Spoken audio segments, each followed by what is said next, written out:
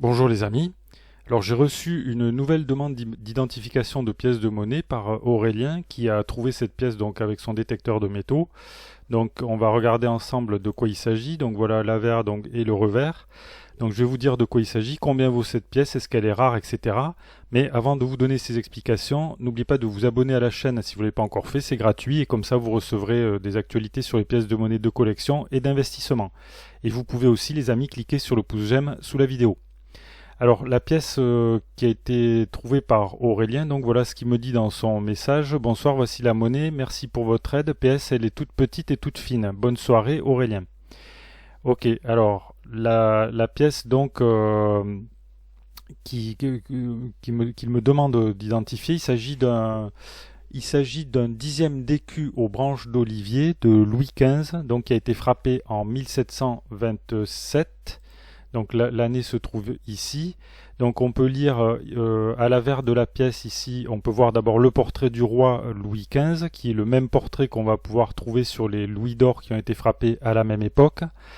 Et en ce qui concerne la légende, ici c'est alors Lude 15, donc c'est Louis XV, DG ça veut dire Dei Gratia, donc par la grâce de Dieu, FR c'est Francier, Et Navarre Rex. Donc c'est la légende classique qu'on voit sur toutes les pièces de l'époque. Donc c'est Louis XV, par la grâce de Dieu, roi de France et de Navarre. Et en ce qui concerne le revers, on voit ici en bas les lettres BB. Alors BB c'est l'atelier de Strasbourg, c'est la marque de l'atelier. Donc ici on voit les branches d'olivier voilà, qui entourent l'écu royal avec 3 fleurs de lys et qui est surmonté par la couronne.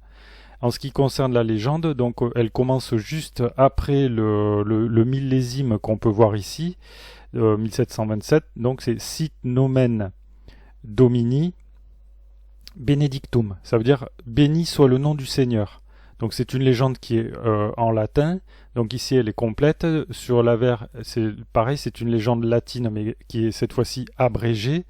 Et donc les légendes sur les monnaies sont en latin depuis le Moyen-Âge, et ça n'a pas changé jusqu'à la Révolution française. Et c'est à partir de ce moment-là que les légendes ont été inscrites en français sur les pièces.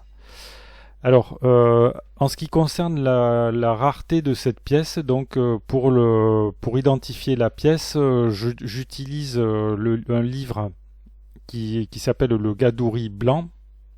Donc c'est un livre qui est spécialisé sur les monnaies royales françaises de Louis XIII à Louis XVI. Donc vous pouvez voir la version sur Amazon ici.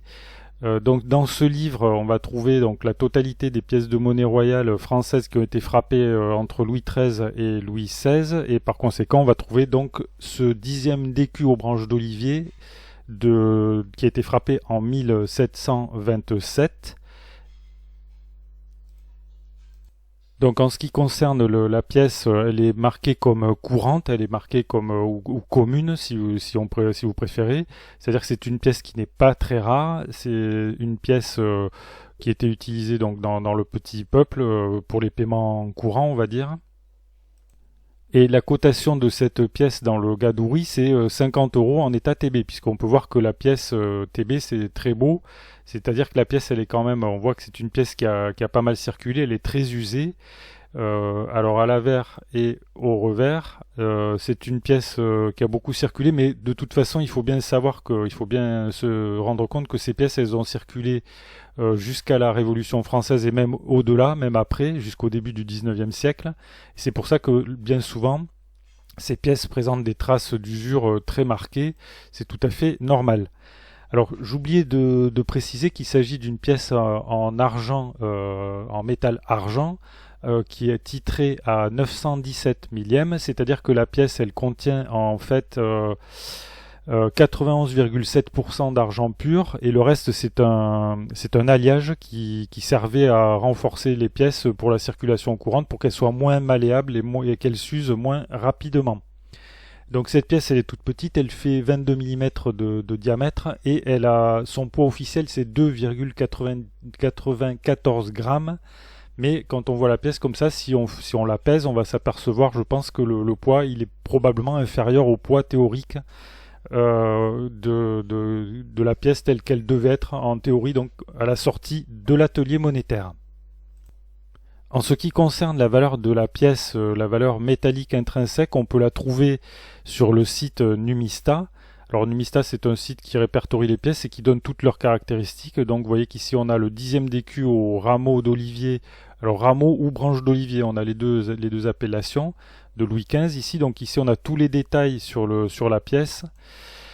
Et on va trouver également une partie des tirages ou des quantités de pièces fabriquées selon les différents ateliers, mais on n'a pas les chiffres pour tous les ateliers. Parfois ce sont des chiffres inconnus, ils n'ont pas été conservés dans les archives. Alors c'est le cas pour la pièce qui a été frappée à Strasbourg en 1727, on n'a pas de chiffres, mais on sait qu'elle est assez commune d'après le Gadouri. Alors en ce qui concerne la valeur de la pièce, elle a une valeur métallique intrinsèque, c'est-à-dire que si on la faisait fondre pour la transformer en lingot, eh bien voilà, on obtiendrait 1,88 € au prix du métal, à la valeur actuelle du métal. Donc ce serait vraiment une hérésie de faire fondre une pièce comme celle-ci, puisque cette pièce, évidemment, elle a une valeur métallique intrinsèque très faible, mais elle a surtout une valeur numismatique et une valeur de collection, puisque ce sont des pièces qui sont certes dites comme communes, mais qu'on ne trouve pas quand même aussi facilement que ça. Et on va regarder, si vous voulez, maintenant un petit peu le prix de ces pièces. Et pour ça, on peut s'appuyer sur les prix de vente réalisés sur eBay. Alors si on regarde les prix de vente réalisés sur eBay pour les 10e d'écu de Louis XV au cours de l'année dernière, on va avoir un petit aperçu de la valeur de ces pièces. Alors au total, il y a eu 10 698 € de pièces qui ont été vendues. Donc c'est 217 objets au total, vendus par 106 vendeurs différents. Et le prix de vente moyen, c'est 49,30 €, avec des prix, une variation, c'est vraiment le grand écart, entre 2,59 € par pièce et 493,36 € par pièce. Alors le problème, c'est que il existe des particularités pour certaines pièces. Vous voyez par exemple ici, on a une pièce de Louis XV, 10e d'écu au bandeau, donc c'est pas la même pièce déjà, vous voyez, donc qui est fautée. Donc le prix, évidemment, il est beaucoup plus élevé, c'est-à-dire que cette pièce-là, elle a une particularité de fabrique, ce qui n'est pas le cas de la petite pièce qui m'a été présentée par Aurélien.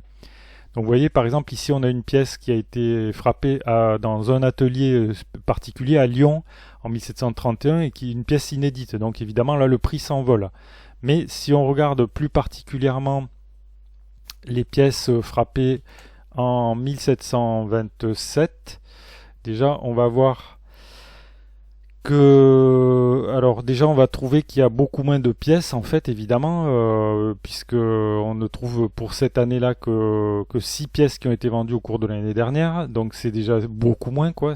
Voilà, le prix total des pièces vendues, c'est 204 €, et le prix de vente moyen pour ces pièces qui sont relativement communes, c'est 25,50 € avec des prix qui varient entre 12,52 € et 39,25 €. Alors ce qui fait varier le prix, je l'ai dit, j'en ai parlé un petit peu tout à l'heure, c'est l'état de conservation des pièces. Et puis vous voyez qu'ici on a l'atelier BB.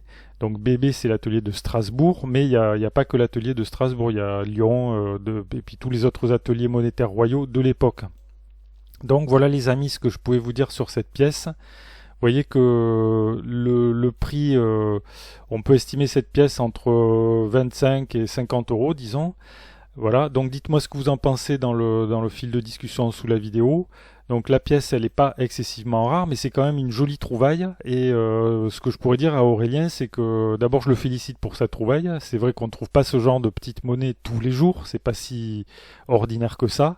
Et je pourrais lui dire également s'il n'a pas besoin d'argent là dans l'immédiat, moi je ne la vendrai pas. Moi c'est le genre de pièce que je conserverai parce que bon elle a une valeur on va dire historique et sentimentale qui est supérieure à sa valeur monétaire immédiate quoi. Voilà les amis. Donc si vous avez des questions, des remarques ou des commentaires, vous pouvez les faire donc dans le fil de discussion. Si vous le souhaitez, vous pouvez acheter des pièces si ça vous intéresse sur eBay France. Je vous mets des liens, donc tout ça sponsorisé évidemment sous la vidéo. Vous pouvez également acheter, si ça vous intéresse également, donc le livre Le Gadouri Blanc sur Amazon, mais vous pouvez le trouver également sur eBay. Et puis si le domaine de la collection de pièces de monnaie, si vous voulez en savoir plus sur collectionner les pièces de monnaie, si ça vous intéresse, sachez que j'ai écrit un livre complet sur le sujet, et vous pouvez l'acheter sur Amazon. Et voilà, vous apprendrez, vous en saurez plus sur les collections de pièces de monnaie qui datent pas d'hier. Vous verrez, ça remonte à l'Antiquité. Et donc il y a des collectionneurs depuis aussi longtemps qu'il y a des pièces de monnaie. Voilà. Donc voilà. Alors vous pouvez vous abonner à la chaîne si vous l'avez pas encore fait. Et vous pouvez cliquer sur le pouce j'aime sous la vidéo. Je vous remercie pour votre attention et je vous dis à bientôt pour de nouvelles vidéos.